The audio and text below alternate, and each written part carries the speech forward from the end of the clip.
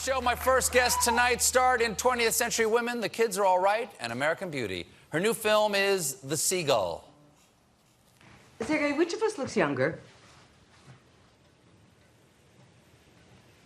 Well, which of us looks younger? You do, of course. Ah, there, you see. And why? Because I work. I'm constantly doing something. I experience life. You just sit still in one place, not really living. Yes?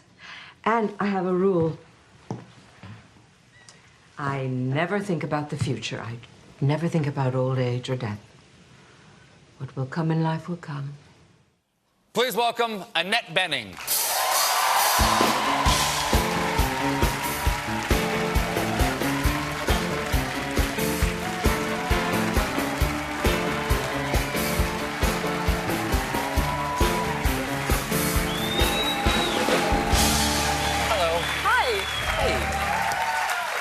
Thanks for being here. I'm so excited.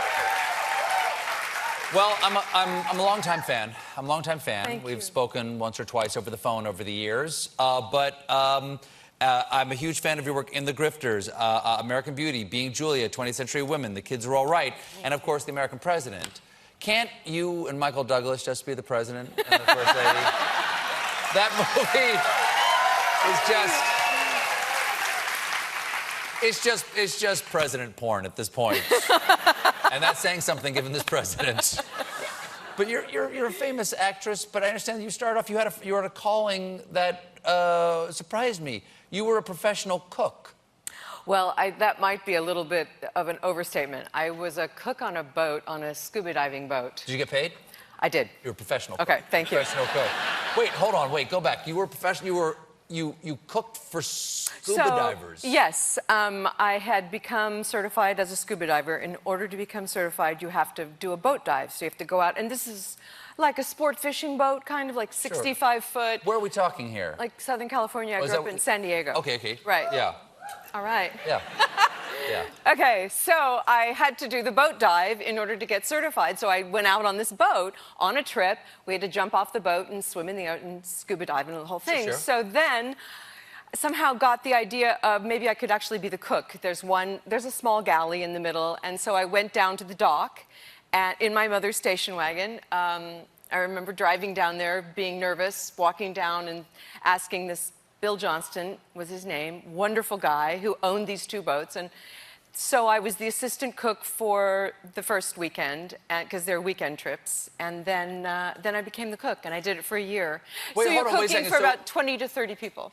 Were you taken with scuba diving so much you thought, I need to stay on this boat? Or were you like, it turns out I really just want to cook. I don't want to get in the water anymore. No. I wanted to scuba dive too, because Okay. of course you could scuba dive some when you went out, but also just the adventure of it. I mean, I was a teenager, so just the idea of going out. How old are you? I was 16, 16 years old? Yeah. And were you living out there? Was it like you were out there for like day and night? So there were 1- and 2-day trips mostly, but sometimes there were 5-day trips. So the first part of it, I was finishing high school, and we would leave on a Friday night and drive all night to get out to the Channel Islands, which is where we would dive. There are big sharks out there. No. Yes, there are. No. There are great white sharks out there. They didn't tell you, but there are a lot of great white sharks out there. No, they had little leopard sharks. I watched the Discovery Channel. They had little leopard sharks, but there were no big sharks. Okay. Yeah. No, it was an incredible experience. It was really fun. And at what point did you say, that's enough? I did it for about a year, and for part of that time, I graduated from high school, so then I was just working for a while, which was cool, and easy to save money. You can't spend it. You're out. And then I started going to community college. I went to Mesa College in San Diego. So once I started school seriously, then I started doing plays and just... Was that to study acting? Is that what you were there for? Yeah, and other things, but I was in the theater. They had a really great theater department, which I loved and got really into then. So. Well, I'm a little jealous of you for several reasons. But one of the reasons is when I meet somebody who's met somebody I admire. Like, I know some people who got to be on Carson or work with Carson. I'm jealous of those people. But I'm far more jealous of you to know that you spent time with Harper Lee, the author of To Kill a Mockingbird, nobody met Harper Lee because after she published that book, she didn't publish again. And then she just stayed in her house. She was really shy, and she didn't like giving interviews, and she didn't like being famous. How did you? Well, so she was being honored at the Library Association in Los Angeles, and it's this really beautiful event outside, and she was very friendly with Gregory Peck's family, who were very involved in the Library Association. Oh, of course, so Atticus Finch. Right. Yeah. Okay. So then they invited her to the ceremony. She took the train. I remember she told me. From where she lived, Alabama? Uh-huh. And she... From the train to Los Angeles? Yes, because she didn't like to fly, and she got her tuxedo at a catalog. I remember that. She told me that. And by the way, she loved the evening. As much as shy as she was, it was really interesting to meet her. She was delighted to be there. She loved everyone, was so, you know, in awe of her. And so maybe she did like going out, but no one ever invited her. Maybe she was like the pretty girl that all the boys are afraid to kiss. Well, now you're doing The Seagull. There's a new film, The Seagull. You play Madame Arkadina, yes. Irina Arkadina, yes. who is an actress. You're an actress playing an actress. She's quite a famous one and a wealthy one in this play. And Stanislavski, who was the great creator of the Moscow Art Theater and the great teacher and the creator of An Actor Prepares, he actually kind of saved Chekhov's play, which is his most famous play, but he saved it from obscurity by remounting it 2 years after it was sort of a flop the first time. He said there was no such thing as small parts, only small actors. What does that mean to you? I guess that means you're supposed to be grateful no matter how big or small your part is. Did you take that to heart when you were a young actor? Because when I was young and starting to act, the thing that he said that I remembered was, an actor no less than a soldier must be subject to iron discipline. And it's actually true. I remembered it. I didn't do it, but I remembered it. Did you try to make every part a big part? God, I had so much fun.